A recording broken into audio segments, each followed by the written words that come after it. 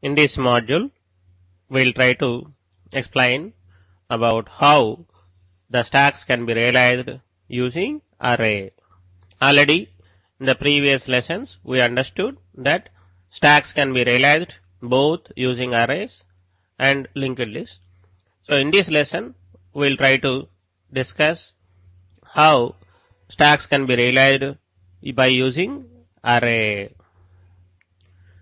Complete source code is included and each module or function is discussed.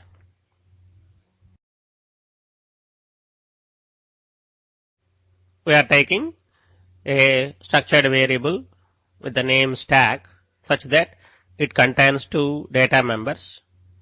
One is a character array, other one is an integer variable known as top. Of course, we are realizing this stack to maintain the characters. Thus, we have taken character array.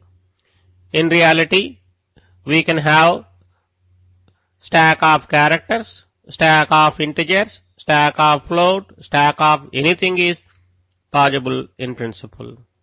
However, in this structure, we are defining a array A as character type array as we plan to maintain characters in the stack.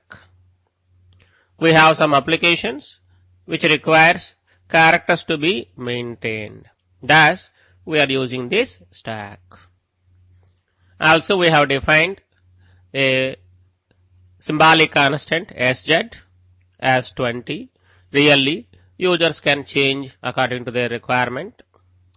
So that defines the size of the array.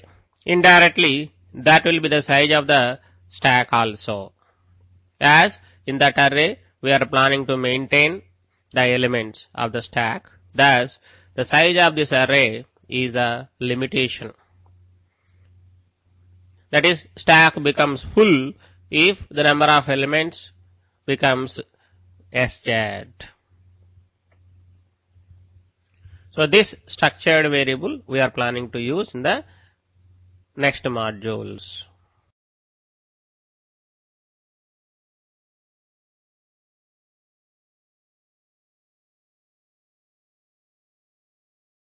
We have three functions defined in this slide known as init stack, is empty, is full.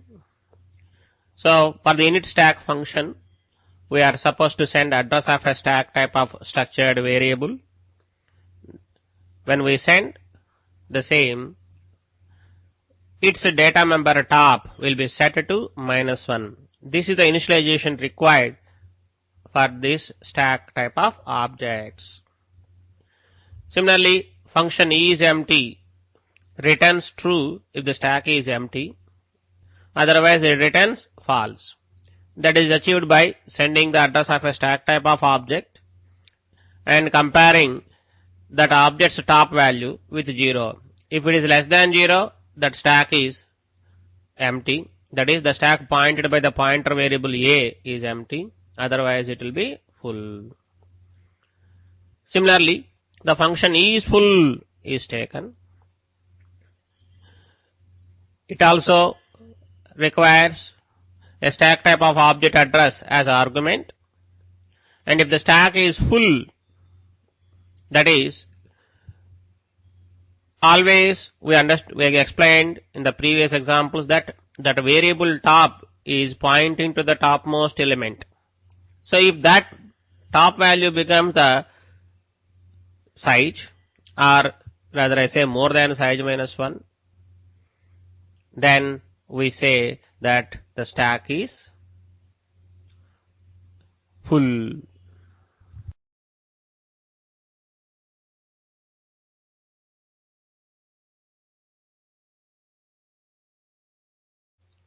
The function push takes address of a stack type of variable into which we wanted to push and also a character variable as arguments. That is, the one which we wanted to push into the stack as arguments. So inside the function First we will check up whether the stack which is pointed by the pointer variable a is full or not. If it is full, we will come out because we cannot push any more characters. Thus, will come out from the program. Otherwise, first top value will be incremented, that is arrow top plus plus prefix operator is applied.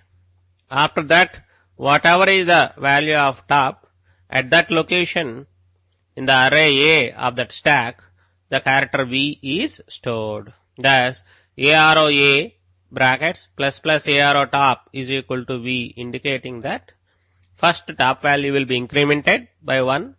At that location, the character will be maintained in the array A of that stack.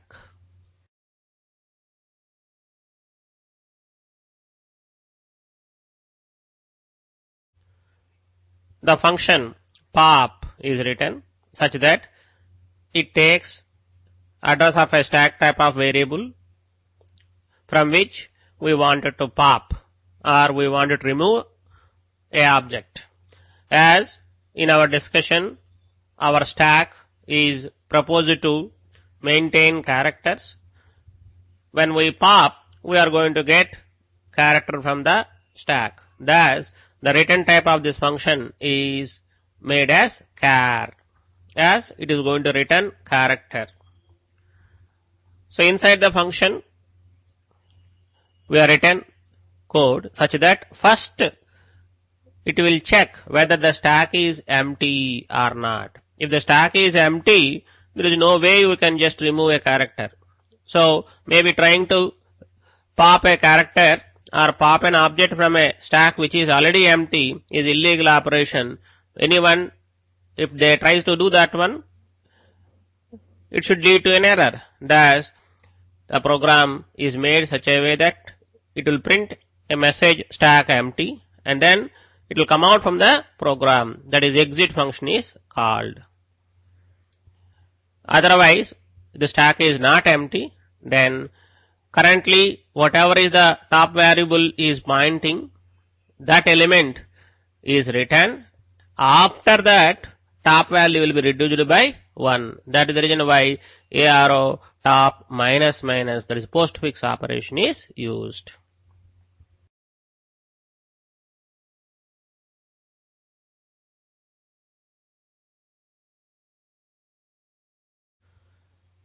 Peek function or peek method is written.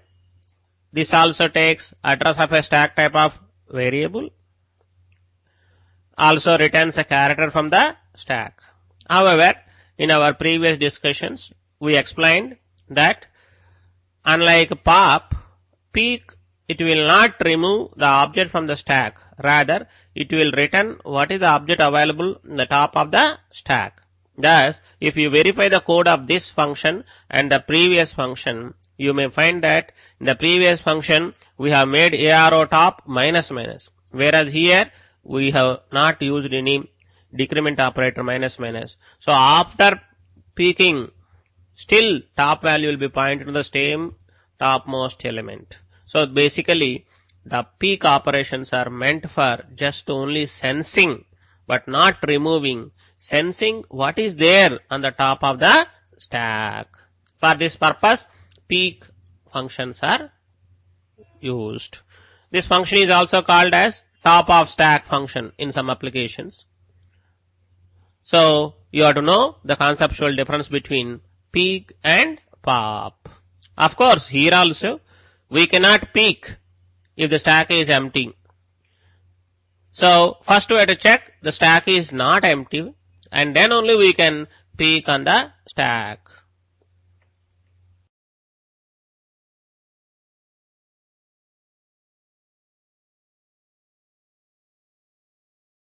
We have written this simple main program to explain how to use this stack object.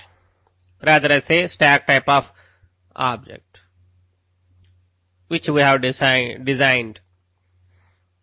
So in this program, we wanted to show just simply how a stack can be used. So we have taken a string variable. In that string, we have maintained the string Rama. And then each character of the string are first pushed into the stack. That is, first R is pushed, then A, then M, then A. So this is done with the help of the for loop. And then the last while loop is written such a way that it will go on, pop the characters from the stack and print them till the stack is not empty. When the stack becomes empty, we will come out from the while loop.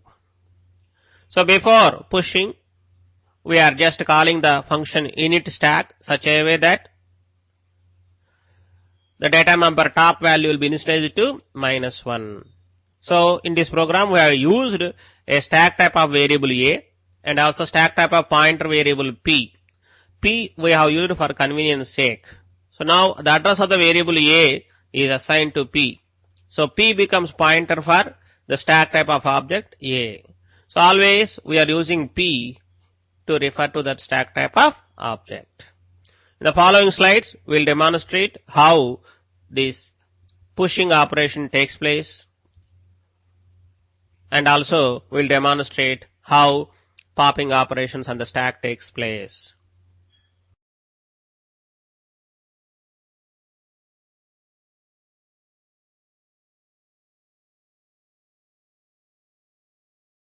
When I value becomes 0, x of I, that is symbol capital R, it is supposed to be pushed. When you call push function, for the function push, we are sending P as an argument. What is P? Is the address of the stack A, into which we wanted to push symbol capital R, lowercase r. So we are calling the push function. When we do so, first top value will be incremented by 1. Thus, top becomes now 0.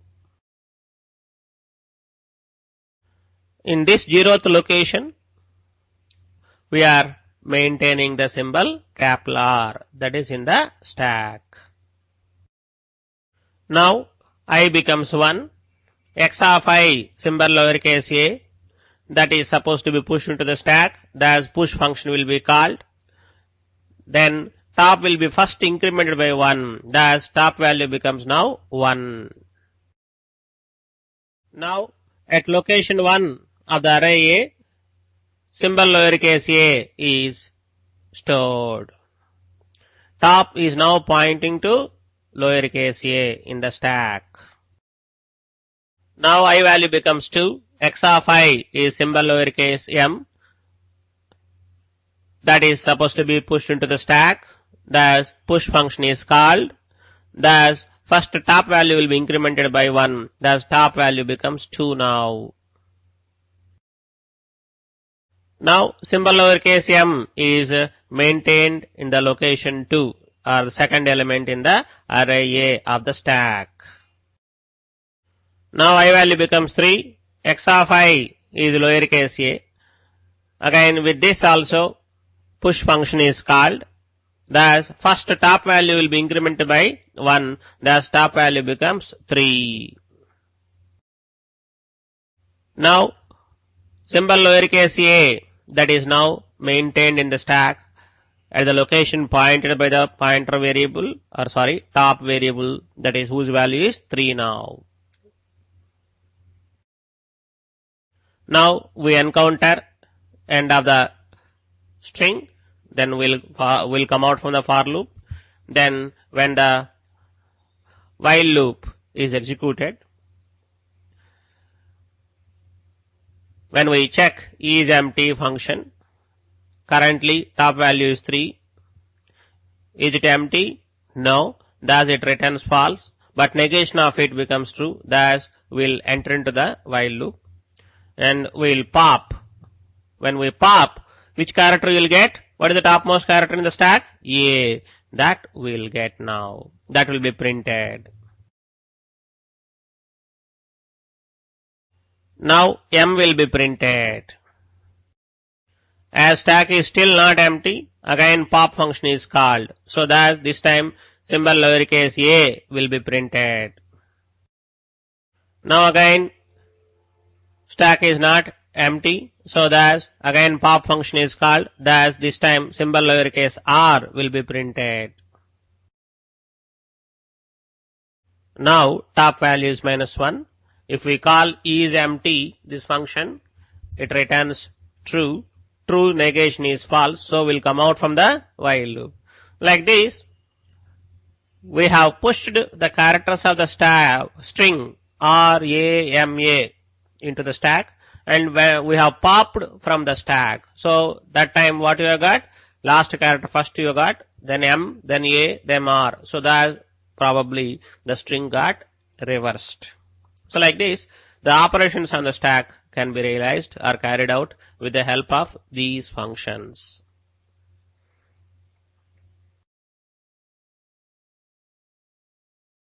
However, one important observation which you have to understand.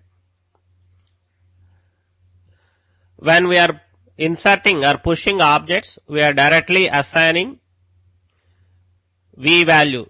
We refer the function push. So there we are assigning v value to some element of the array A. Similarly, when we are popping, we are just simply adjusting the top variable value. But really, we are not removing from the array. We are not nullifying, we are not doing anything. So basically it is all logical views. Always when we remove the elements which is pointed by the top variable. Similarly, whenever we insert, we just increment the top value by 1. At that location, we will store whatever character we wanted. So previously some characters are there, they will be overwritten. Like this, the stack feeling is realized by using arrays.